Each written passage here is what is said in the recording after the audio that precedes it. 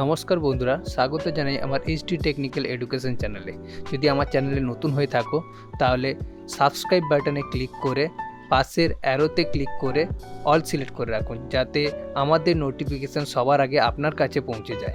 নমস্কার বন্ধুরা, চলে এসেছে HTML এর 11 নম্বর ক্লাস নিয়ে এবং আজকের ক্লাসের টপিক থাকবে টেবিল ক্রিয়েট বা মেকিং টেবিল। তো তার আগে আমি বলে দিই, আগে 10খানা ক্লাস অলরেডি আমার আপলোড হয়ে গেছে। যদি না দেখে থাকো ডেসক্রিপশনে লিঙ্ক দেওয়া আছে, দেখে নিতে পারো, অথবা প্লে লিস্ট করা আছে, তোমরা দেখে নিতে পারো। তো চলো শুরু করি আজকের মেকিং টেবিল। মানে একটা টেবিল ক্রিয়েট হবে, এখানে আমি তৈরি করে রেখেছি। দেখো এইভাবে আমি HTML এর ভেতরে একটা টেবিল তৈরি করব। এর জন্য কিছু ট্যাগ লাগে, যে ট্যাগগুলো আমি লিখে রেখেছি। একটা হচ্ছে টেবিল, মানে পুরো টেবিলটাকে তৈরি করার জন্য এই টেবিলের আন্ডারেই আমাদেরকে টেবিল তৈরি করতে হবে এবং প্রত্যেকটার কিন্তু এন্ডিং ট্যাগ আছে। এরপরে আসি টেবিল রো, মানে আমরা যে টেবিল ক্রিয়েট করতে গেলে আমাদের একটা করে রো ক্রিয়েট করতে হবে। এটা একটা রো, এটা একটা রো, এটা একটা রো, মানে এখানে 3খানা রো আছে। তো এই রো কে ক্রিয়েট করতে হলে কি ট্যাগ ব্যবহার করতে হবে? TR ট্যাগ, যার পুরো নাম কিন্তু টেবিল রো। ঠিক সেম ভাবে টেবিল হেডিং লাগে, মানে হেডিং বলতে এইগুলো, এই যে নেম একটা হেডিং, রোল নাম্বার একটা হেডিং, ক্লাস একটা হেডিং, এবং তার আন্ডারে ডেটা আছে রাম, রহিম, রোল নাম্বার, ক্লাস, এগুলো হচ্ছে ডেটা, এবং এইটাকে বলা হয় হেডিং। তো হেডিং ক্রিয়েট করার জন্য আমাদের যে ট্যাগ ব্যবহার করতে হবে সেটা হচ্ছে TH। ওকে, টেবিল হেডিং, তার পাশে ফুল নেম লিখে রেখেছি। আর একটা হচ্ছে ডেটা, মানে টেবিলের ডেটা ক্রিয়েট করার জন্য TD ট্যাগ ব্যবহার করতে হবে, এবং প্রত্যেকটার কিন্তু এন্ডিং ট্যাগ আছে। তো চলো শুরু করি এরকম একটা টেবিল তৈরি করতে। তো তার জন্য আমাকে নোটপ্যাড ওপেন করতে হবে। নোটপ্যাড ওপেন করে নিলাম। এরপরে এখানে আমি পেস্ট করে দেবো আমার যে বেসিক কোডটা, যেটা অলরেডি তোমরা জেনে গেছো। টেবিল HTML শুরু করতে গেলে আমাদের এই কোডটা মাস্ট বি লাগবে, যার টাইটেল থাকবে এবং বডি থাকবে। তো টাইটেল দিয়ে দিলাম টেবিল। ওকে, টাইটেল টেবিল দিয়ে দিলাম, এবং বডিতে যেখানে আমি টেবিলটা বানাবো, তো সেখানে আমি প্রথম টেবিল বানানোর জন্য প্রথম যে ট্যাগটা ব্যবহার করতে হবে সেটা হচ্ছে টেবিল। ওকে, টেবিল ট্যাগটাকে ক্রিয়েট করলাম। এরপরে আমি টেবিল ট্যাগটাকে এন্ড করে দেবো।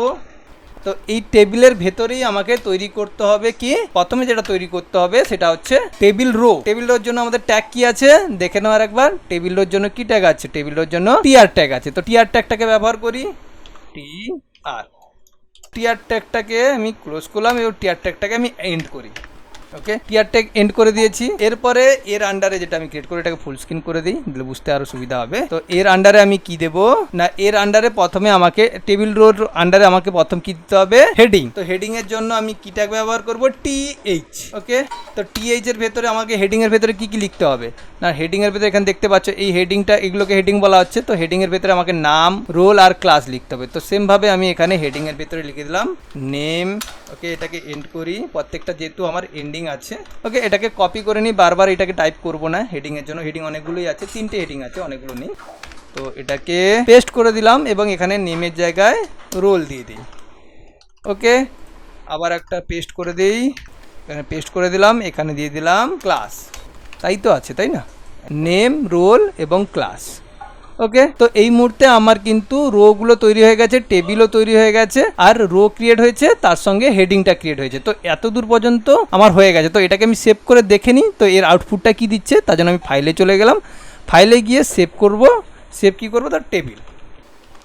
ওকে, টেবিল .html, অবশ্যই .html দিতে হবে, নাহলে কিন্তু রান করবে না। তো সেভ করে দিলাম। তো আমার অলরেডি ব্রাউজার ক্রিয়েট হয়ে গেছে, দেখে নিই। হ্যাঁ, এখানে দেখতে পাচ্ছ টেবিলের ব্রাউজার ক্রিয়েট হয়ে গেছে। একে ওপেন করে দিই।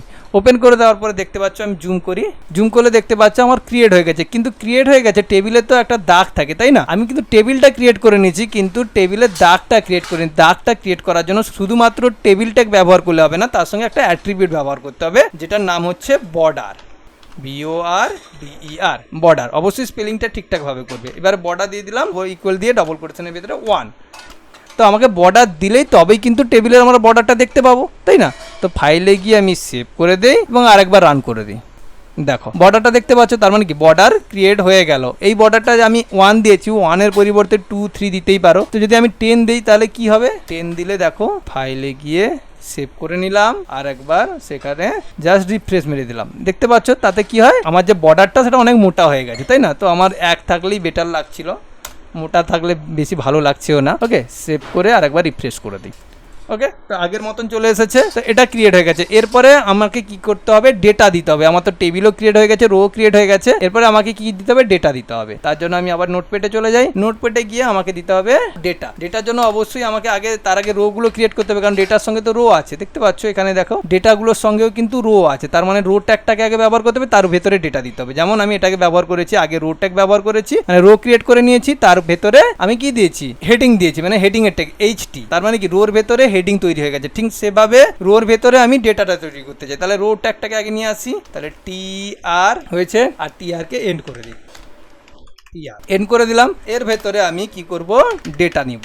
সেম ভাবে ডেটার জন্য টিডি, আশা করছি মনে আছে টিডি, তো টিডির ভেতরে আমি টাইপ করলাম কি নেম, ধরো একটা দিলাম রাম, আবার এটাকে এন্ড করলাম। এবারে এগুলোকে কপি করে নিই, সে একই জিনিস আমাকে করতে হবে, শুধুমাত্র ডেটাটাকে চেঞ্জ করতে হবে। তার জন্য কন্ট্রোল সি দিয়ে কপি করে এগুলোকে পেস্ট করে দিলাম। ওকে, এখানে রামের জায়গায় কি হবে, রোল নাম্বার দিয়ে দিলাম 101, সেমভাবে এখানেও দিয়ে দিই, টেবিলের সঙ্গে ভি প্রেস করে এখানে দিয়ে দিলাম ক্লাস 11। ওকে, এবার এটাকে সেভ করে নেই, ফাইলে গিয়ে সেভ করে নিলাম এবং আরেকবার রিফ্রেশ মেরে দেখি এসছে কিনা, দেখতে পাচ্ছ। তার মানে কি, প্রথমে রো ক্রিয়েট করলাম, তার ভেতরে ডেটা দিলাম, এগুলো হচ্ছে ডেটা, এগুলো হচ্ছে হেডিং, আর এগুলো হচ্ছে ডেটা।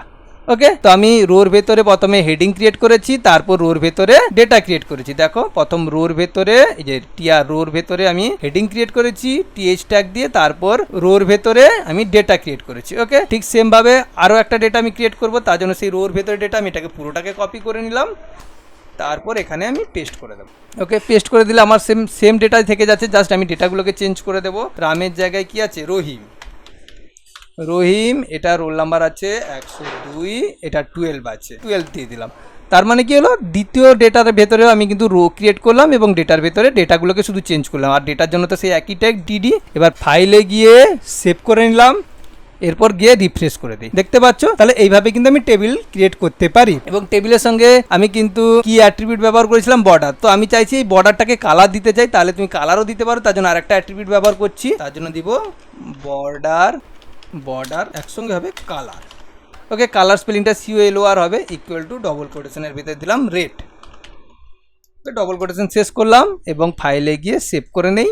এরপর দেখি কালার চেঞ্জ হয় কিনা, জাস্ট রিফ্রেশ মারো, দেখো ওয়াও কালার চেঞ্জ হয়ে গেছে, তাই না? তো আরেকটা আমি অ্যাট্রিবিউট ব্যবহার করব, সেটা হচ্ছে রাম, রহিম বা নেম, এগুলোকে আমি কি করতে চাই, সেন্টারে আনতে চাইছি। মানে এগুলো লেফট সাইড থেকে আছে, তুমি রামের দিকে তাকালেই বুঝতে পারবে এটা লেফট সাইড আছে, বা ক্লাস 11-এর দিকে তাকালে বুঝতে পারবে লেফট সাইড আছে। তো আমি চাইছি মিডিলে আনতে। তো মিডিলে আনার জন্য আমাকে আরেকটা অ্যাট্রিবিউট ব্যবহার করতে হবে, সেটা কিন্তু টেবিলের মধ্যে নয়, সেটা আমাকে ব্যবহার করতে হবে রো এর ভেতরে। কেন? কারণ রো এর ভেতরেই তো আমি সেন্টার করতে, তার জন্য কি অ্যাট্রিবিউট ব্যবহার করব, তার জন্য এলিজেন্ট, ALIGN, এলিজেন। এবার এলিজেনের পরে ইকুয়াল দিয়ে ডবল কোটেশনের ভিতরে কি দেবো, সেন্টার।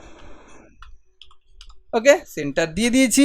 এরপরে সেম এটাও সব ক্ষেত্রেই দিয়ে দিই, সবগুলোকেই আমি সেন্টার করতে চাই। কপি, এই রোটার ভেতরেও আমি পেস্ট করে দিলাম, আগে স্পেস দিতে হবে একটা, এর ভেতরে স্পেস দিয়ে আমি এক পেস্ট করে দিলাম। দিলে কি হয়, আমার হেডিংটাও, মানে এটা টিয়ারটা হেডিংয়ের, হেডিংগুলো সেন্টার হবে, নর্মাল ডেটাগুলোও সেন্টার হবে, এদিকে 2 নম্বর ডেটাটাও সেন্টার হয়ে যাবে, তাই না? তো ফাইলে গিয়ে আমি সেভ করে দেই এবং আরেকবার রিফ্রেশ করে দিই, দেখো দেখতে পাচ্ছ তোমরা, দেখতে পাচ্ছ। আচ্ছা, এটা হয়নি, এটার মধ্যে কিছু সমস্যা হয়েছে। আচ্ছা, এখানে আমি ভুল করেছি, এইখানে দিয়ে দিচ্ছি এন্ডিংয়ে ভুলে। ওকে, এটা এখানে দিতে হবে।